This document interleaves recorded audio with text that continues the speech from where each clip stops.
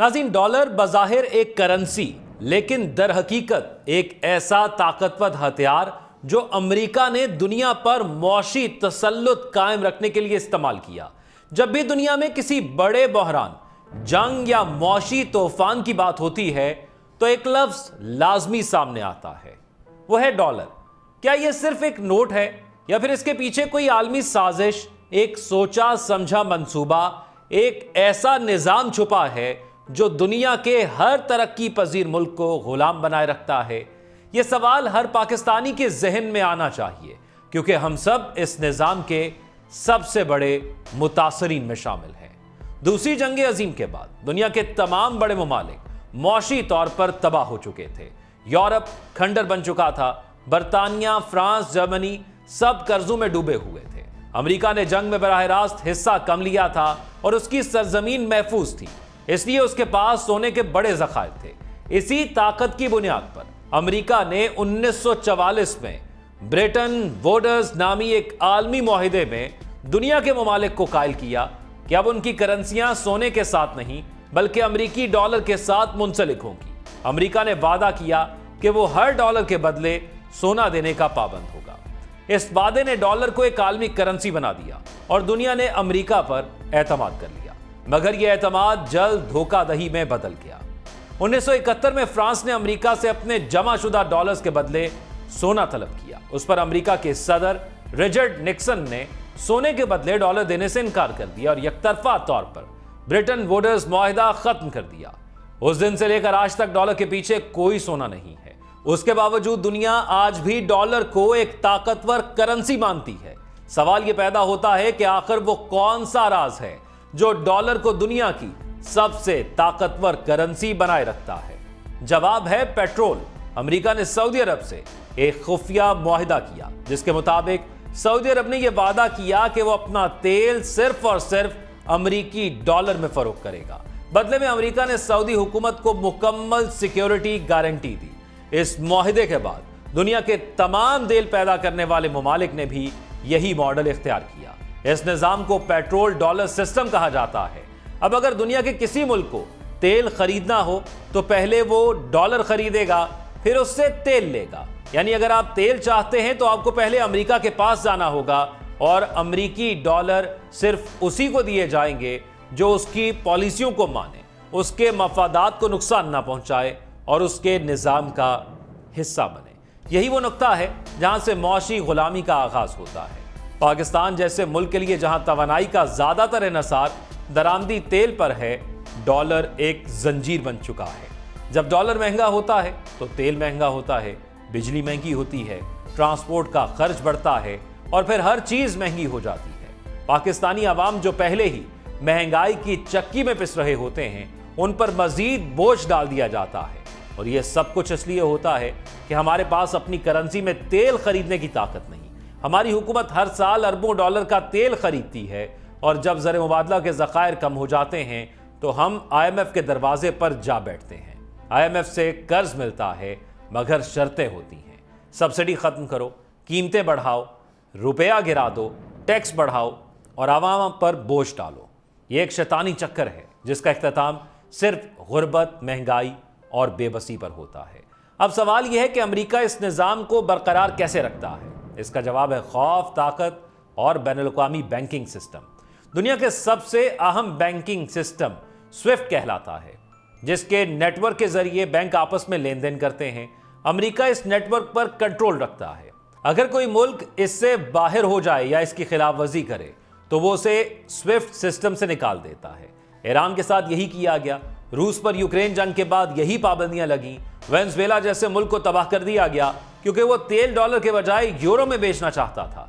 गोया अमेरिका सिर्फ हथियारों से नहीं बल्कि करेंसी के जरिए जंग लड़ता है और ये जंग खामोश मगर खतरनाक होती है। पाकिस्तानी मईशत की कमजोरी का एक बड़ा सबब भी यही निजाम है। हम अपनी बरामदात बढ़ाने में नाकाम रहे। हमारी दरामदात ज्यादा है, हमारी मईशत का इन्हसार बैरूनी कर्जों पर है और हमारे तमाम बड़े मंसूबे डॉलर से जुड़े हुए हैं। जब रुपए की कदर गिरती है तो सिर्फ $1 के फर्क से अरबों रुपए का खसारा हो जाता है और जब हुकूमत को कर्ज की किस्त देनी होती है तो वो महंगाई, टैक्स और आवाम के खून पसीने से वो रकम निकालती है। یعنی امریکہ اپنے نظام کے ذریعے صرف ڈالر چھاپتا ہے اور ہم جیسے ممالک اپنی عوام کی قربانی دے کر اس نظام کو زندہ رکھتے ہیں۔ حیرت کی بات یہ ہے کہ پاکستان کے پاس جو بھی ڈالر آتے ہیں ہم ان کو امریکہ ہی میں محفوظ رکھتے ہیں۔ افغانستان پر طالبان کے قبضے کے بعد جب امریکہ نے افغان حکومت کے 9 ارب ڈالر ضبط کیے تو یہ سبق ہمیں ملا کہ اگر آپ امریکہ کے خلاف جائیں تو آپ کا پیسہ بھی آپ کا نہیں رہتا، کہ ہم اپنی آنے والی نسلوں کا مستقبل ایک ایسے نظام کے سپرد کر سکتے ہیں جو صرف طاقتور کی مانتا ہے اور کمزور کو رون دیتا ہے۔ اب دنیا کے کئی ممالک اس نظام کے خلاف آواز اٹھا رہے ہیں۔ چین اور روس نے اپنی تجارت اپنی کرنسیوں میں شروع کر دی ہے۔ برکس ممالک ایک نئی کرنسی پر کام کر رہے ہیں۔ سعودی عرب بھی ڈالر کے علاوہ دیگر کرنسیوں میں تیل بیچنے پر غور کر رہا ہے۔ ترکی، ایران، ملیشیا اور انڈونیشیا جیسے ممالک بھی ایک اسلامی معاشی بلاک بنانے کی کوشش کر رہے ہیں، مگر یہ سب قدم تبھی کامیاب ہو سکتے ہیں جب سیاسی استحکام ہو، قیادت ایماندار ہو اور عوام باشعور ہو۔ پاکستان کے لیے اب وقت ہے کہ وہ سنجیدگی سے اپنے معاشی خود مختاری کے ماڈل پر توجہ دیں۔ ہمیں اپنی برآمدات کو بڑھانا ہوگا، مقامی صنعتوں کو فروغ دینا ہوگا اور علاقائی تجارت کو اپنی کرنسیوں میں منتقل کرنا ہوگا۔ ہمیں سونے اور دیگر قیمتی ذخائر پر مبنی ایک مضبوط مالی نظام تشکیل دینا ہوگا۔ ہمیں ڈیجیٹل کرنسی اور فن ٹیک جیسے جدید طریقوں پر کام کرنا ہوگا تاکہ ہم عالمی معیشت میں خود کو ایک قابل اعتماد اور خود مختار ملک کے طور پر منوا سکیں۔